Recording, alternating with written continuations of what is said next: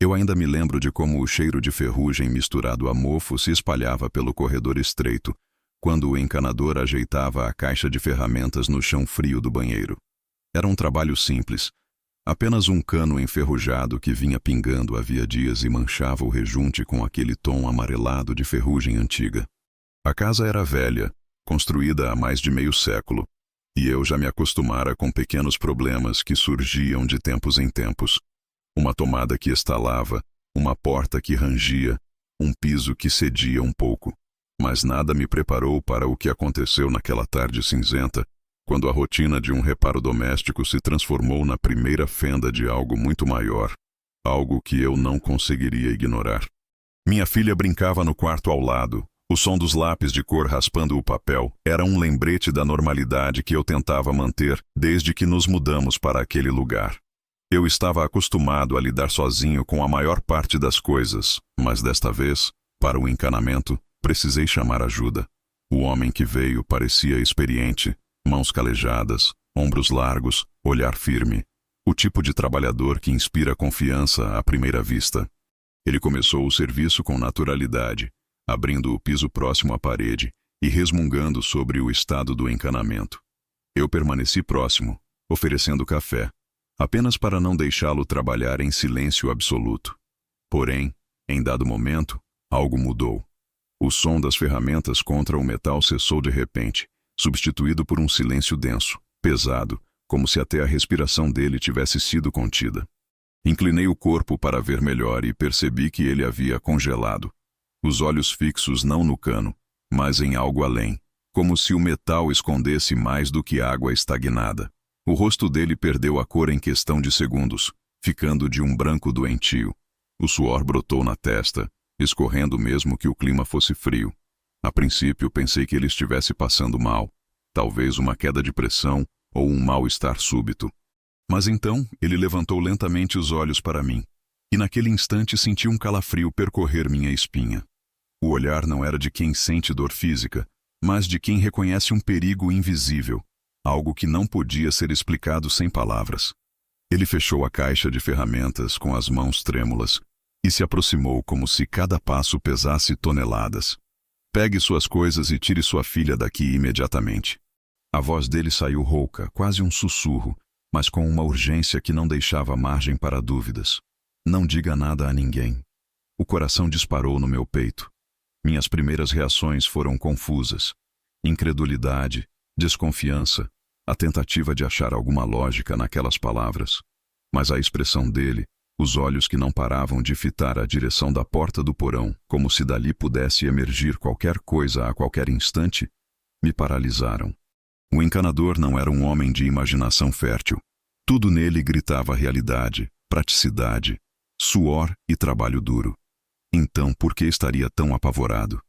Segui seu olhar sem querer, como quem obedece instintivamente a uma ordem silenciosa. A porta do porão, fechada há semanas, estava lá embaixo do corredor, discreta, quase sempre esquecida. Eu raramente a abria, apenas quando precisava verificar o aquecedor ou o sistema de energia. Agora, contudo, parecia irradiar algo estranho, como se a madeira respirasse. Por um segundo, juro que vi a sombra de uma vibração na fresta, um leve pulsar que me fez sentir como se a casa tivesse um coração escondido ali embaixo. Minha boca secou.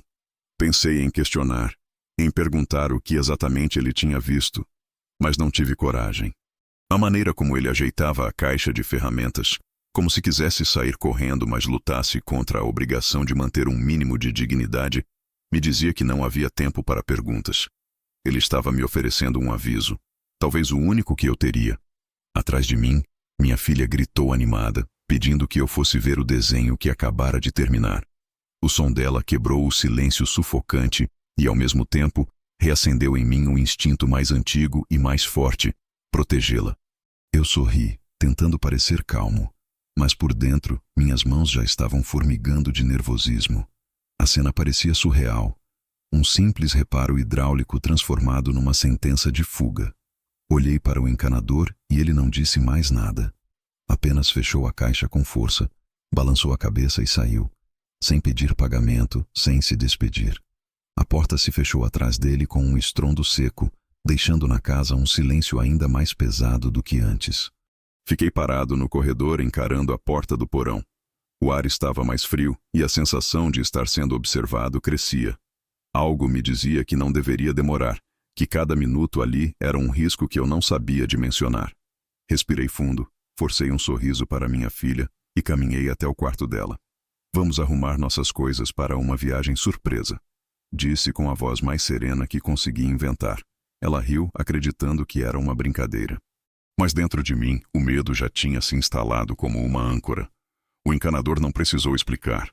Bastou um olhar, um sussurro e aquele gesto de desespero para que eu soubesse. Havia algo no porão, algo que não deveria estar ali, algo que me obrigaria a sair sem olhar para trás. E naquele momento, sem que ela percebesse, comecei a calcular cada passo, cada movimento, cada mala que eu conseguiria carregar antes que fosse tarde demais. O corredor que levava até a porta do porão parecia mais longo naquela noite, como se a própria casa tivesse se expandido de propósito, esticando as paredes para que cada passo fosse um lembrete de que eu estava atravessando algo que jamais deveria. A luz fraca do abajur pendurado na tomada piscava com intervalos irregulares, projetando sombras que se alongavam e se contraíam como respirações invisíveis. Eu conhecia cada detalhe daquela casa, cada falha no piso de madeira, cada marca deixada pela antiga mobília dos donos anteriores, mas naquela hora era como se o lugar me fosse estranho, como se eu estivesse caminhando por dentro de uma réplica imperfeita daquilo que já chamei de lar.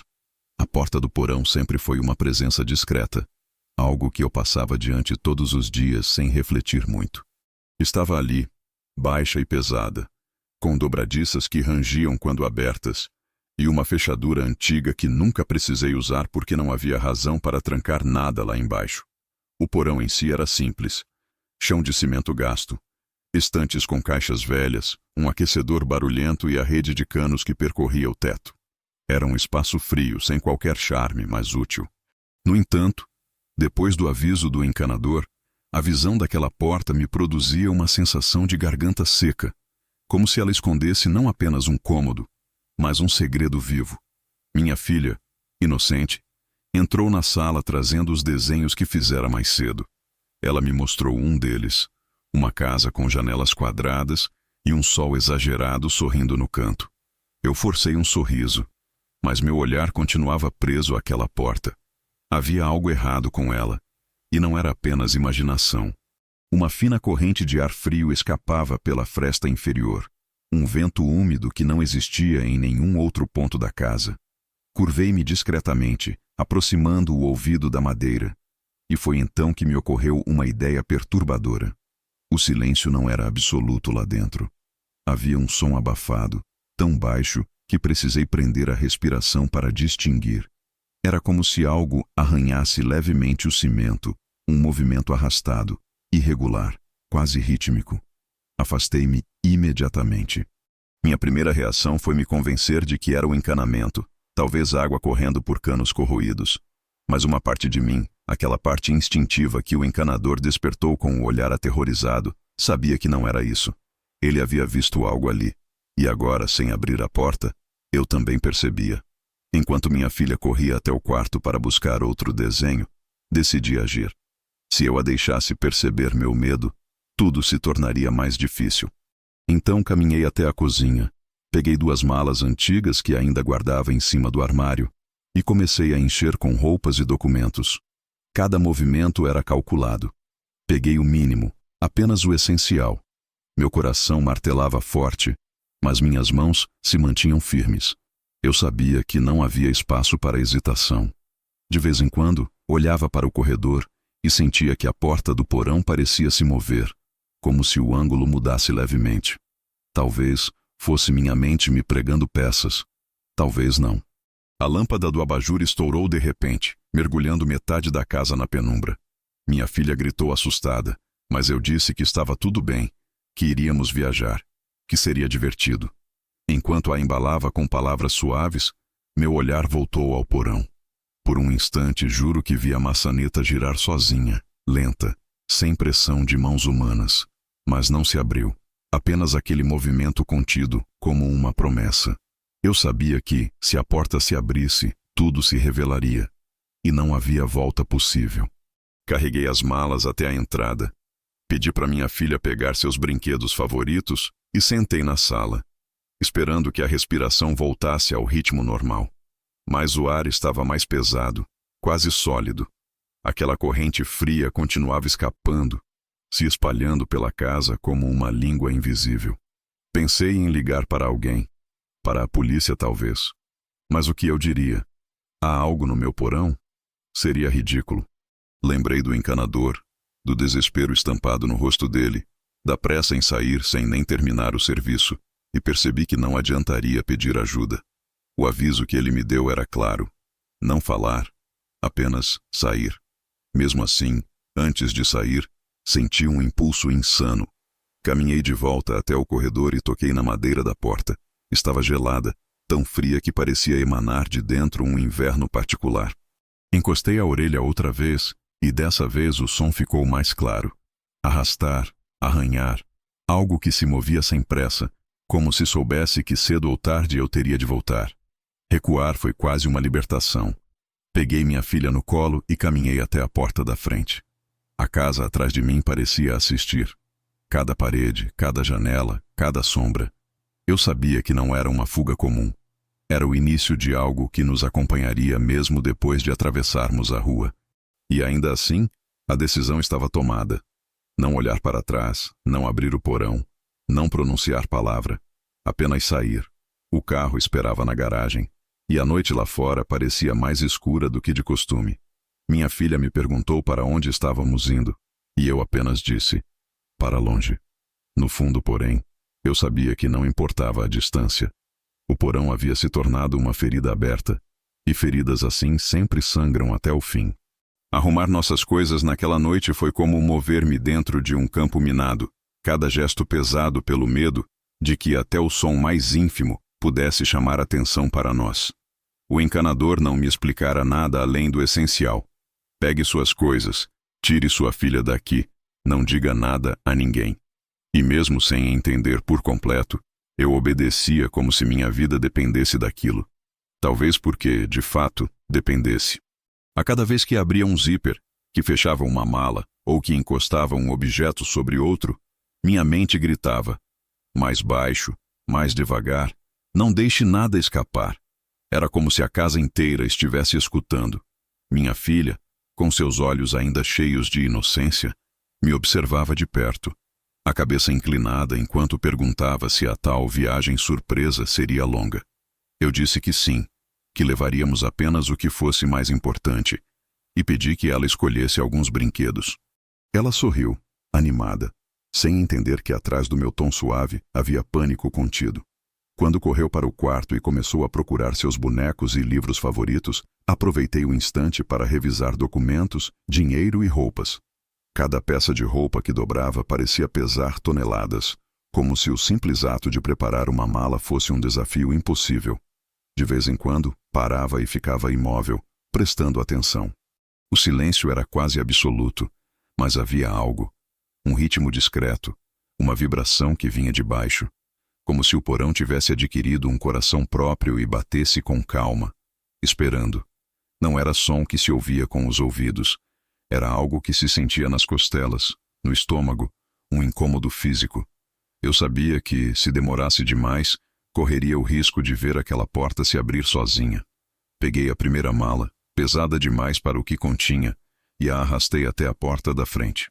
Evitei o corredor do porão, mas a cada passo percebia que a fresta sob a porta deixava escapar mais daquele frio úmido, espalhando-se como uma respiração na casa. Era impossível não notar. Uma corrente invisível que parecia me seguir, testando minha coragem. O abajur queimado ainda jazia sobre a mesinha, e a penumbra fazia com que cada sombra assumisse formas irreais. Minha filha voltou correndo, com uma caixa de lápis de cor e um boneco faltando um braço. "Está bom, papai?" perguntou. Eu disse que sim, que estava perfeito, e guardei na mala de mão que ela carregaria.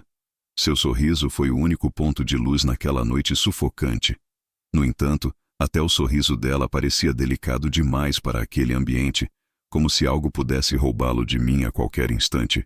Decidi que já era suficiente. Não poderíamos levar tudo. O essencial já estava guardado.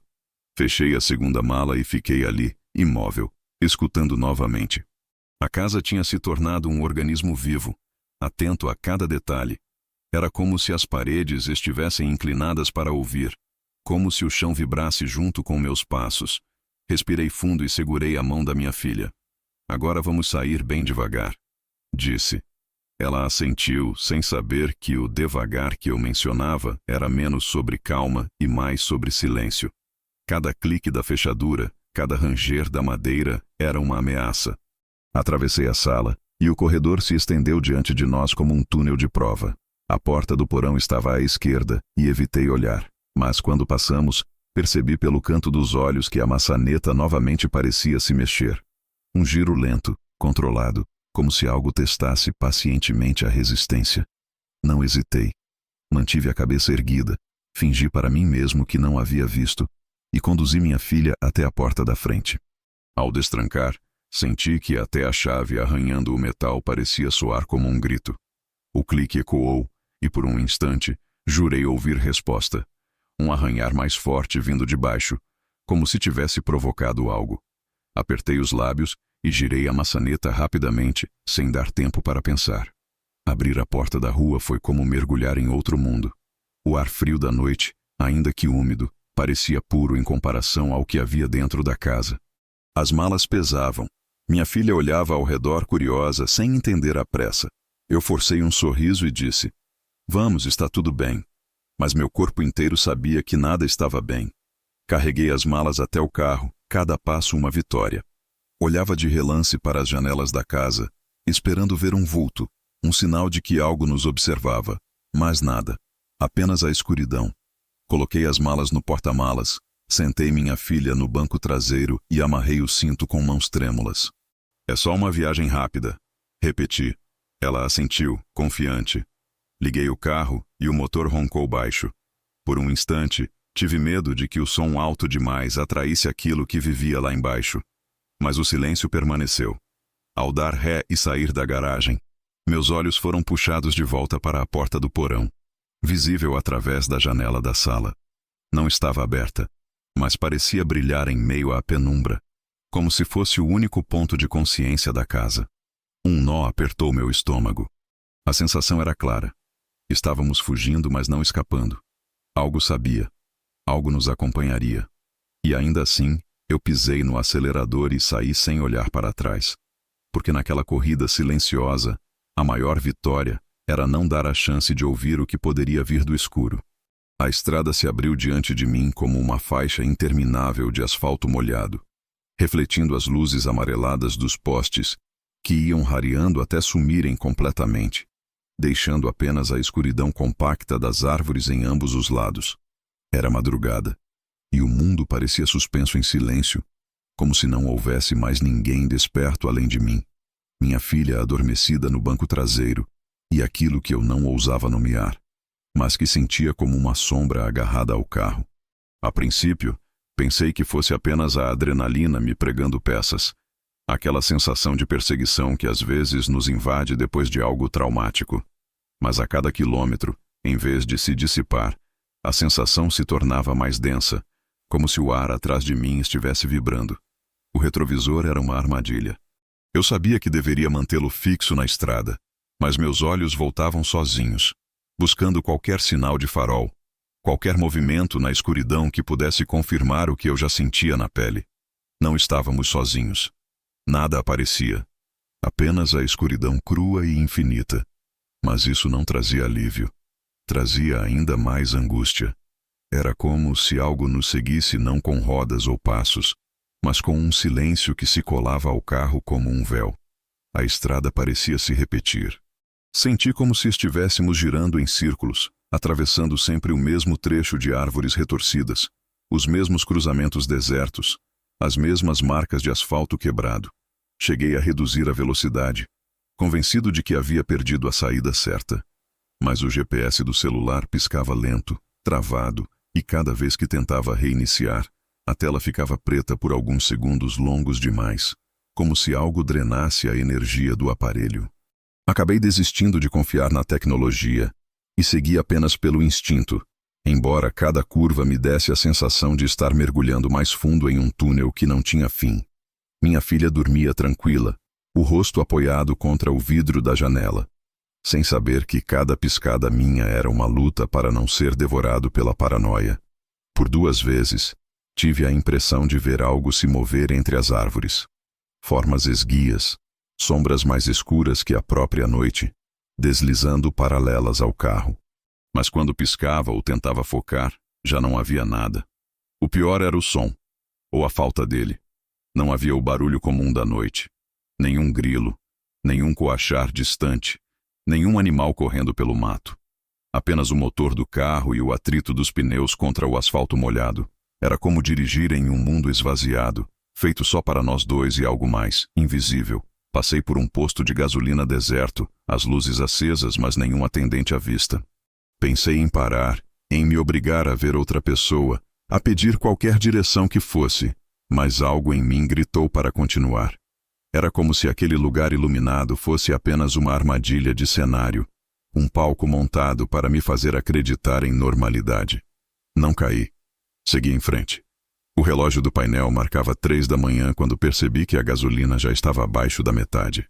Calculei mentalmente a distância até a próxima cidade, mas a matemática parecia inútil. Não importava o quanto dirigisse, a estrada não mudava.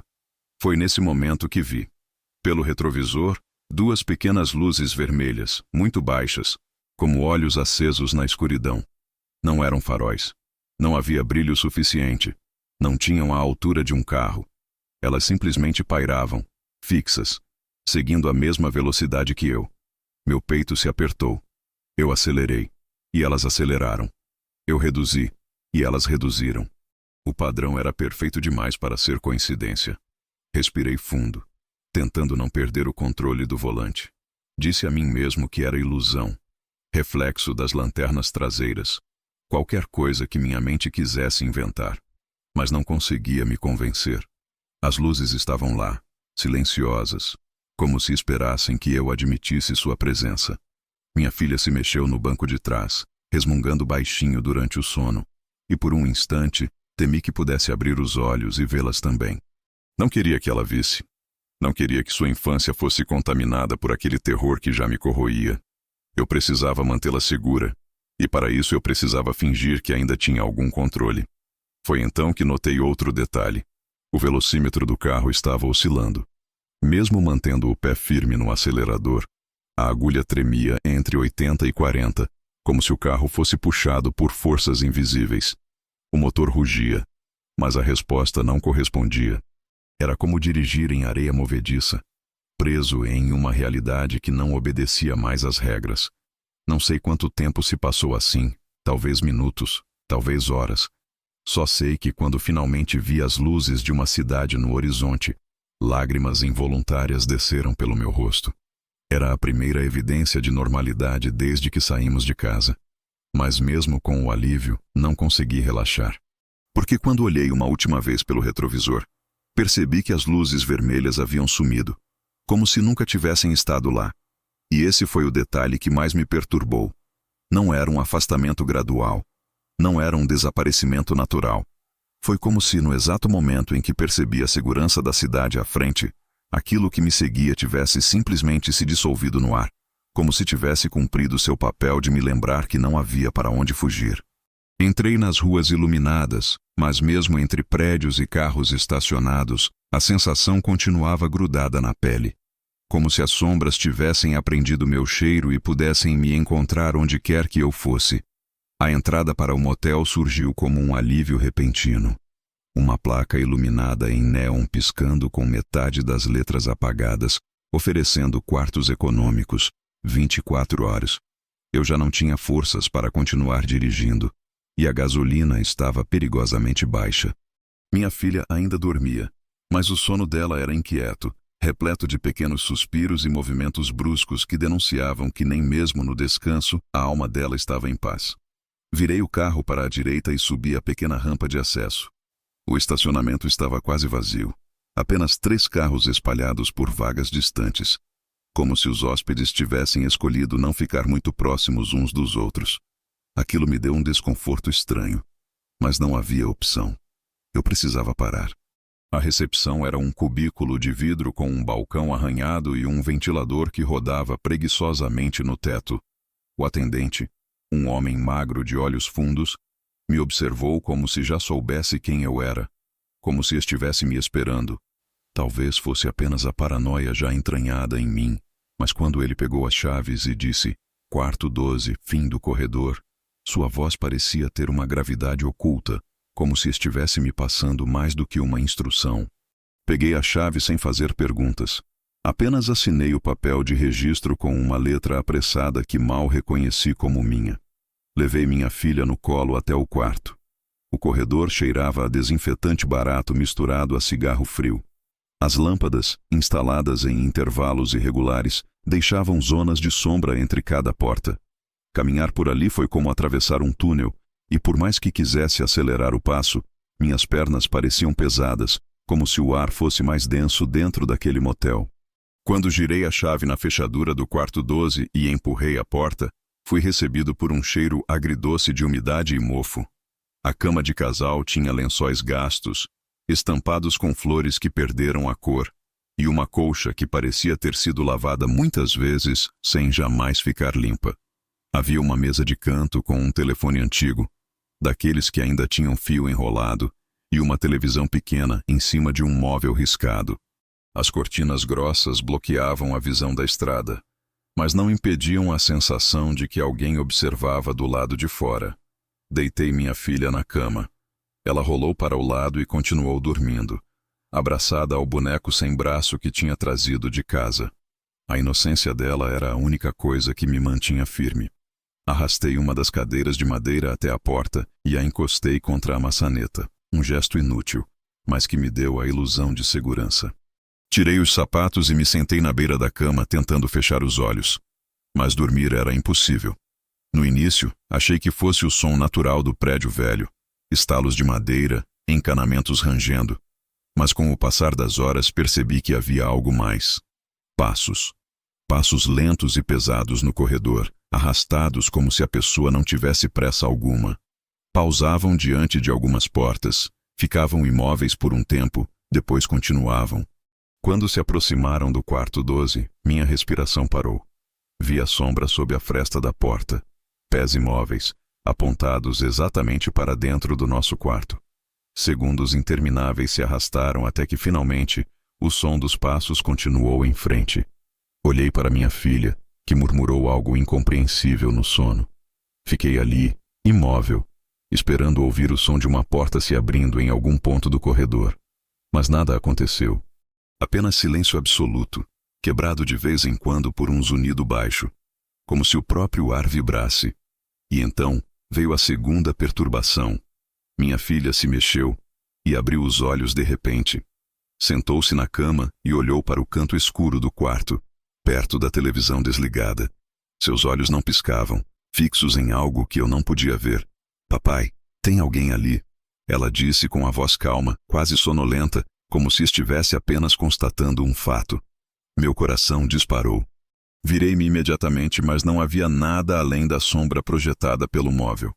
"Foi um sonho, querida, deite-se de novo", sussurrei, mas ela continuou encarando o canto por mais alguns segundos, até finalmente bocejar e cair de volta no travesseiro. Eu não consegui mais me mover. Ficava alternando o olhar entre minha filha e o canto do quarto, esperando qualquer sinal. A televisão desligada refletia vagamente a cama e o contorno do meu corpo sentado, mas às vezes parecia projetar algo a mais, uma sombra que não combinava com a nossa. Evitei olhar por muito tempo. Quando o relógio do painel da televisão marcou 3:17, houve 3 batidas secas na porta. Não eram fortes, mas também não eram hesitantes. 3 toques ritmados, como se seguissem um protocolo. Segurei o fôlego. Olhei pela cortina da janela lateral. O estacionamento estava vazio. Nem mesmo o carro que eu vira mais cedo ainda estava ali. As batidas não se repetiram. O silêncio voltou, mas carregado, como se a própria escuridão estivesse aguardando minha reação. Não dormi naquela noite. Permaneci acordado, de pé, com as costas apoiadas na parede, observando a porta e o canto escuro do quarto até o céu começar a clarear. Quando os primeiros raios de luz entraram pelas frestas da cortina, senti apenas um alívio parcial, porque sabia que a luz do dia não dissipava aquilo que eu trouxera comigo desde a casa. A fuga tinha começado, mas a perseguição também. Na manhã seguinte, quando abri a porta para buscar café na recepção, encontrei algo no chão. Uma pequena marca de mão impressa na madeira, na altura da maçaneta, como se alguém tivesse pressionado com força durante a noite. Não era uma mão adulta. Era menor, como a de uma criança. O sol mal havia atravessado as cortinas quando percebi que a claridade não trazia o consolo que eu esperava. Dormir não foi opção naquela noite, e minha mente, ainda em alerta, absorvia cada detalhe como se procurasse evidências de que o que eu tinha visto e ouvido não era fruto do cansaço. A marca de mão na porta, tão pequena quanto a de uma criança, me perseguiu o tempo todo enquanto eu caminhava até a recepção para buscar café. O atendente estava diferente, como se me olhasse agora com um misto de pena e curiosidade, como quem sabe algo mas escolhe não falar. Apenas empurrou 2 copos de papel pelo balcão, disse um "bom dia", sem olhar nos meus olhos, e se afastou para os fundos. Voltei para o quarto com a sensação de que cada pessoa que cruzasse nosso caminho já sabia demais. Minha filha ainda dormia quando entrei. Coloquei o café na mesa de canto, fechei a porta e encostei a cadeira de novo contra a maçaneta. A marca de mão continuava ali, seca e nítida, como uma assinatura indesejada. Sentei-me tentando recuperar forças, mas o corpo parecia não me pertencer mais. Era feito apenas de nervos, sustentado pelo medo. Passei o dia em silêncio, saindo apenas para encher o tanque do carro em um posto distante, mas mesmo na luz clara, a sensação de estar sendo seguido nunca me abandonava. Não era algo que podia apontar com o dedo. Nenhum carro fixo atrás de nós, nenhum rosto repetido entre os poucos transeuntes da estrada. Mas era uma pressão constante, um olhar invisível colado à nuca. Voltei ao motel pouco antes do entardecer. A rotina da recepção parecia a mesma, mas percebi uma mulher de uniforme limpando os corredores.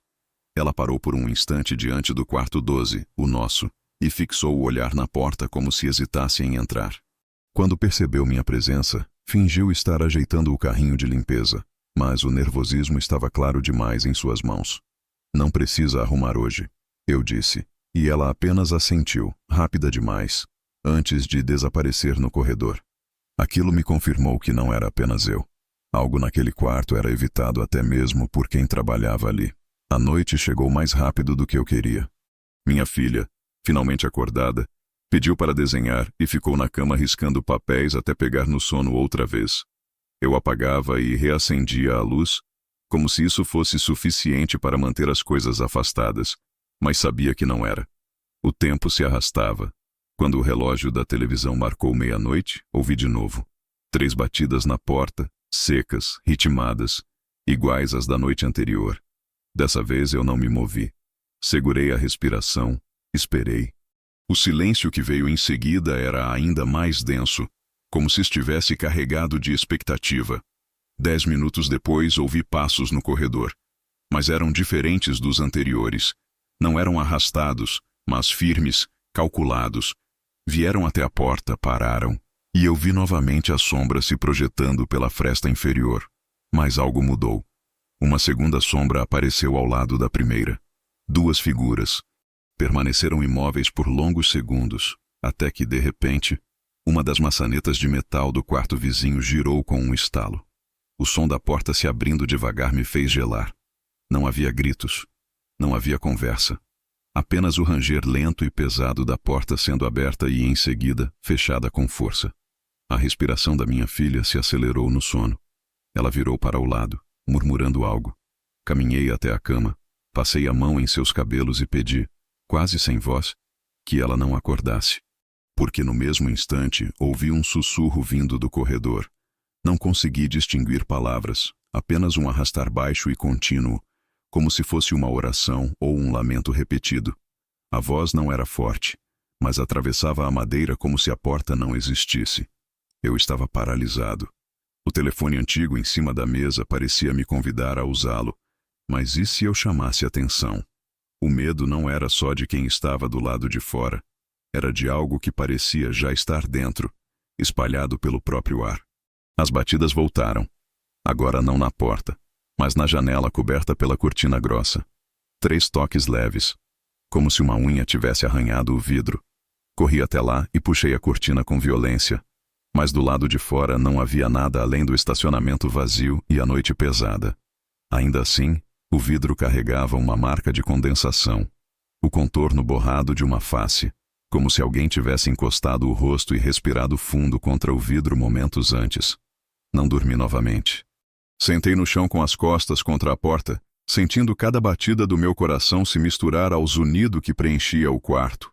O motel parecia ter sido engolido por um vazio sem tempo, e eu sabia que aquela não seria a última visita, porque não importava se eu estava em casa, na estrada ou ali. Eles já tinham encontrado o rastro. Eu não teria tido coragem de ligar para eles se não fosse pelo que aconteceu naquela segunda noite. A marca de rosto no vidro, as batidas ritmadas na porta e no corredor, as sombras que não eram minhas, tudo isso já me convencia de que fugir sem entender era inútil. Era como tentar correr de uma sombra que se colava por dentro da pele. Então, quando o amanhecer trouxe uma claridade esbranquiçada e vazia, me vi sentado na cadeira de madeira do quarto 12, o telefone antigo em mãos, girando o papel amarrotado onde havia anotado o número do encanador dias antes, quando agendara o serviço. Demorei mais de meia hora até ter coragem de discar. A cada vez que pensava em ligar, uma voz interna sussurrava: se você perguntar, não haverá volta. A ignorância ainda é um escudo. Mas já não havia escudo algum. O som de minha filha dormindo ao meu lado era a única coisa que me lembrava de por que eu precisava saber. Respirei fundo e disquei.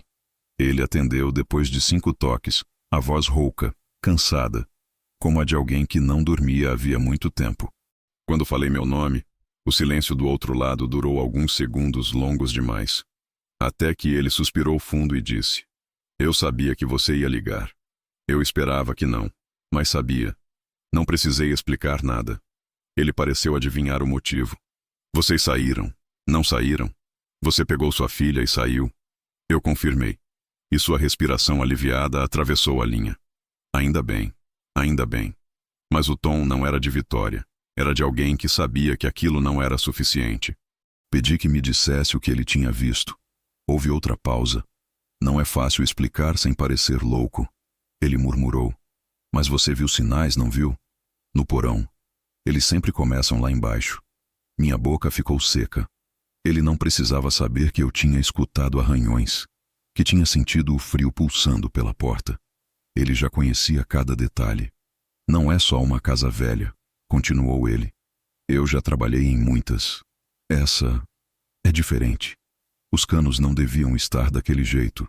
O metal parecia orgânico, como se tivesse crescido por conta própria, se espalhando pelas paredes. E havia algo mais. Um cheiro. Sua voz falhou. Eu já senti cheiro de coisa morta em esgoto, mas isso era diferente. Era doce. Como carne que não devia estar apodrecendo, mas estava viva. Meus dedos apertavam o fio enrolado do telefone com tanta força que chegaram a marcar a pele. Perguntei o que ele quis dizer com eles. Ele ficou em silêncio por tanto tempo que achei que tivesse desligado.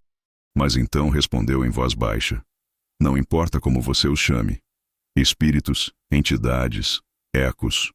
O nome não muda o fato. Eles se alimentam. Primeiro de presença, depois de espaço, depois de gente. Eu senti o estômago virar.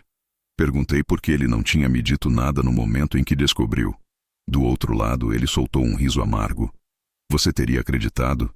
Você teria fugido se eu tivesse dito que havia algo vivo nos canos da sua casa? Não. Você teria rido, chamado outro encanador. Eu só podia te dar o aviso. E agora, se você está me ligando, é porque já percebeu que não adianta correr. Olhei para minha filha, ainda adormecida, o boneco sem braço apertado contra o peito. A imagem dela se tornou um peso insuportável. Perguntei se havia algum jeito de parar aquilo. O encanador suspirou. Parar? Não. Mas atrasar, talvez. Eles seguem rastros. Um cheiro que só você e sua menina carregam agora. Se continuar em fuga, eles virão atrás. Sempre vieram. O único jeito de entender é voltar. Ver por conta própria.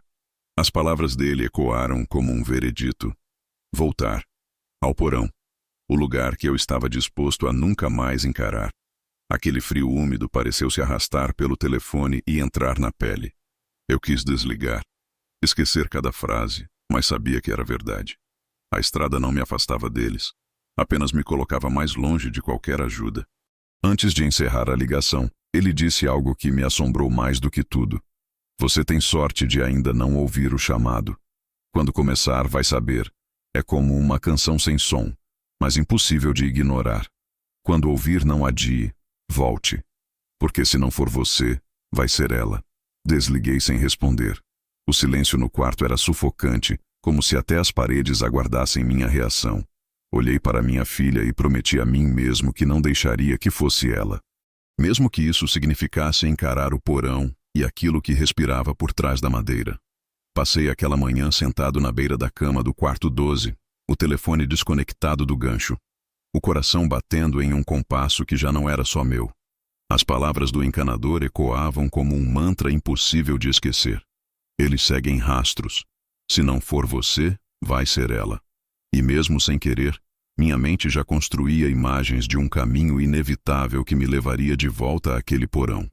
Mas antes de tomar qualquer decisão, eu precisava entender. Precisava saber se aquilo que estávamos vivendo tinha um padrão, se havia uma história anterior, ou se éramos apenas os primeiros a cair em uma armadilha antiga. Quando minha filha acordou, com olhos inchados e voz sonolenta, eu disse que iríamos tomar café fora. Queria tirá-la daquele quarto impregnado de algo que não se via, mas que respirava. Coloquei-a no carro e dirigi até a biblioteca municipal de uma cidade próxima, um prédio baixo, de tijolos vermelhos, onde idosos liam jornais e estudantes cochichavam atrás de telas de computadores antigos. Era um lugar de silêncio diferente, um silêncio vivo, feito de páginas virando. Senti que ali, pelo menos por algumas horas, estaríamos protegidos. Deixei minha filha em uma área infantil, entre almofadas e livros coloridos, e caminhei até a seção de arquivos históricos. Pedi acesso aos registros de propriedade do meu endereço. A atendente, uma senhora de óculos grossos e um olhar curioso, sumiu por alguns minutos e voltou com uma pilha de pastas empoeiradas. Essa casa já passou por muitos donos, comentou com um meio sorriso. É até estranho ver alguém morando lá por tanto tempo. Estranho. A palavra ecoou. Comecei a folhear as páginas. Cada escritura era uma história silenciosa de entrada e saída, nomes de famílias inteiras que tinham comprado a casa, notas de transferência feitas às pressas, valores estranhamente abaixo do mercado. A primeira escritura datava de 1957, quando um empreiteiro local construiu a propriedade como parte de um loteamento experimental. Os registros seguintes mostravam um padrão que logo saltou aos meus olhos. Cada família ficava no máximo 3 anos. Sempre a mesma justificativa nos documentos. Mudança repentina, venda emergencial, necessidade de readequação. Não havia registros de reformas grandes, nem de desastres naturais que justificassem tantas saídas. Apenas uma sequência de fugas silenciosas. Mas o mais perturbador não estava nas escrituras, e sim nos recortes de jornal antigos que encontrei colados no fundo de uma das pastas. Manchetes amareladas, algumas quase ilegíveis, narravam pequenas tragédias. Família desaparece sem deixar rastros em bairro residencial. Vizinhos dizem que mudança foi feita às pressas. Autoridades não encontram vestígios. Eram histórias desconexas no papel, mas alinhadas lado a lado formavam um padrão frio. Sempre a mesma casa. Sempre a mesma ausência de explicação. Eu lia e sentia o corpo gelar. Era como se as pessoas que tinham vivido ali tivessem sido lentamente apagadas, sem deixar testemunhas. Não havia obituários, nem processos judiciais. Apenas lacunas. Comecei a anotar nomes, datas, intervalos de tempo. Meu instinto de sobrevivência me dizia que entender a linha do tempo era entender a ameaça. Mas a cada página virada, ficava claro que não havia coincidência. Aquela casa não era um lar. Era um ponto de convergência. A atendente voltou para saber se eu precisava de mais alguma coisa. Perguntei, disfarçando a tensão, se ela se lembrava de histórias estranhas sobre a casa. Ela apertou os lábios antes de responder. Ouvi minha avó falar que, quando era menina, via caminhões chegando à noite e levando móveis, como se as pessoas tivessem saído correndo. Ela dizia que a casa tinha um porão de ecos, mas achávamos que era só jeito de assustar criança. O porão de ecos. A expressão me atingiu como um soco. Não era apenas um apelido. Era um aviso antigo, transformado em lenda local. Olhei para minha filha, sentada a alguns metros dali, distraída com um livro de desenhos. O contraste me feriu. Ela parecia pertencer a outro mundo. Um mundo onde porões eram apenas lugares frios e escuros, não abismos vivos. Mas agora, o abismo tinha um nome, uma história, uma trilha de desaparecimentos. E eu percebi que fugir indefinidamente não faria diferença. Eles tinham levado outras famílias mesmo após mudanças repentinas. Se não entendesse, seria apenas mais um registro de saída sem explicação. Antes de sair da biblioteca, fotografei cada documento, cada recorte, cada nome. Não sabia ainda como usaria aquilo, mas sentia que, de algum modo, essas provas poderiam ser meu único mapa de volta. Ou, quem sabe, minha única defesa. A atendente me desejou boa sorte ao devolver as pastas. Era uma frase comum, mas dita com um olhar que parecia saber mais do que dizia. No carro, minha filha perguntou quando voltaríamos para casa. Hesitei antes de responder, porque a resposta real, quando enfrentarmos o que mora lá, era algo que eu ainda não tinha coragem de dizer nem para mim mesmo. Mas no fundo, enquanto dirigia de volta para o motel, eu já sabia. Não importava o quanto tentasse adiar. Estávamos sendo levados de volta. O porão me chamava, e a cada batida invisível na minha consciência, eu ouvia mais claramente a canção sem som que o encanador havia descrito. Voltar nunca foi uma escolha real, apenas uma espera. Quanto mais eu tentava fugir, mais percebia que cada motel, cada estrada, cada cidade apenas me empurrava de volta para a mesma conclusão. Aquilo que estava no porão não era apenas parte da casa, mas parte de nós. Como um gancho invisível cravado na pele, puxando sem descanso. O encanador tinha avisado. Os registros da biblioteca tinham confirmado. A cada noite no quarto 12 do motel, o zunido no ar se intensificava. A mesma cadência surda que eu já tinha sentido antes da fuga. Não era som, mas presença, como uma respiração que se ajustava à minha. Eu sabia que não demoraria até que minha filha começasse a ouvir também. E o que aconteceria quando fosse ela a escutar o chamado? Não poderia esperar por isso. Na manhã do retorno, o céu estava encoberto. Uma cor cinzenta de aço que parecia se estender até o infinito. Minha filha achava que íamos apenas buscar mais roupas. Talvez alguns brinquedos que tinham ficado para trás. Eu deixei que acreditasse nisso. Melhor um fragmento de normalidade do que o peso da verdade. Coloquei-a no banco traseiro, ajeitei o cinto de segurança e fiquei alguns segundos imóvel, as mãos no volante, sentindo o suor frio escorrer pela nuca antes de girar a chave. A estrada de volta parecia mais curta, como se o espaço tivesse se contraído. As curvas familiares surgiam uma após a outra, e o mundo ao redor parecia cada vez mais silencioso. Quando a fachada da casa apareceu à distância, o coração bateu mais forte, mas não de saudade. Foi como avistar um predador imóvel, esperando. As janelas estavam fechadas, as cortinas imóveis, mas a casa parecia me reconhecer, quase sorrir, mesmo com sua boca de madeira cerrada. Estacionei o carro na garagem e permaneci sentado por longos segundos, observando. Nenhum movimento, nenhum sinal humano, mas o frio que escapava pelas frestas já era perceptível daqui. Minha filha perguntou se podia entrar comigo. Eu disse que não. Pedi que ficasse no carro, tranquei as portas e lhe dei um sorriso forçado. Ela assentiu, meio confusa, mas confiou. Ainda não sabia que aquele seria o limite. Nada a arrastaria comigo lá para baixo. Atravessei a porta da frente com as malas ainda no carro. O ar dentro da casa estava diferente, pesado, como se tivesse passado semanas sem respirar. E, no entanto, havia sinais de que algo se movia ali.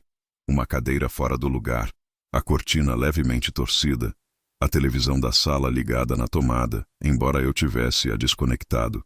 Caminhei devagar, cada passo ecoando alto demais, até chegar ao corredor. A porta do porão estava lá, mais escura do que eu lembrava, como se tivesse absorvido a pouca luz que restava. O ar frio se intensificava, escorrendo pela fresta como vapor, e a maçaneta, imóvel até então, parecia brilhar levemente com umidade. Por um instante quis recuar. Podia sair agora, voltar ao carro, nunca mais olhar para trás. Mas a frase do encanador ecoou de novo. Se não for você, vai ser ela. E isso me fez avançar. A cada passo, a lembrança das famílias desaparecidas me pressionava. Eles também haviam ouvido. Eles também haviam tentado fugir. E todos foram apagados. Talvez a diferença fosse que, desta vez, eu sabia. Talvez a diferença fosse apenas a coragem de abrir a porta. Estendi a mão. O metal da maçaneta queimava de frio, mas girei assim mesmo. O rangido das dobradiças foi o som mais real que já ouvi. O cheiro foi a primeira coisa que me atingiu. Não era mofo comum, não era ferrugem. Era doce e enjoativo, como carne viva guardada em plástico por tempo demais. Desci o primeiro degrau com o coração disparado. A luz do corredor não alcançava o fundo, e o interruptor, quando tentei, não respondeu. Apenas escuridão líquida, pulsante, que parecia se mover ao ritmo da minha respiração. O segundo degrau gemeu alto. O terceiro quase cedeu sob meu peso. E então eu parei, porque o som que vinha de baixo já não era apenas arranhar. Era um coro baixo, irregular, feito de vozes que não formavam palavras, mas que ainda assim carregavam intenção. Um chamado. O encanador tinha razão. A canção sem som agora estava ali, vibrando dentro do meu peito. Por um momento pensei em recuar, mas quando olhei para cima, vi minha filha através da fresta da porta da frente, esperando no carro, e soube que não havia mais escolha. Aquilo estava me chamando, não a ela. E se eu não fosse até o fim, cedo ou tarde viria buscá-la. A cada passo na escada, o frio aumentava, até que percebi que não tremia apenas de medo, mas de temperatura real. Quando alcancei o chão de cimento, meus olhos se ajustaram lentamente. O que vi não era apenas um porão, era um corpo aberto, pulsando em silêncio, canos que se contorciam como veias, manchas escuras que respiravam nas paredes. E entre tudo isso, algo que se movia, algo que, pela primeira vez, não se escondia. Eu estava frente a frente com o que sempre esteve lá. E a sensação não era de descoberta, mas de reconhecimento. Como se, de alguma forma, eu já tivesse sido parte daquilo desde o início.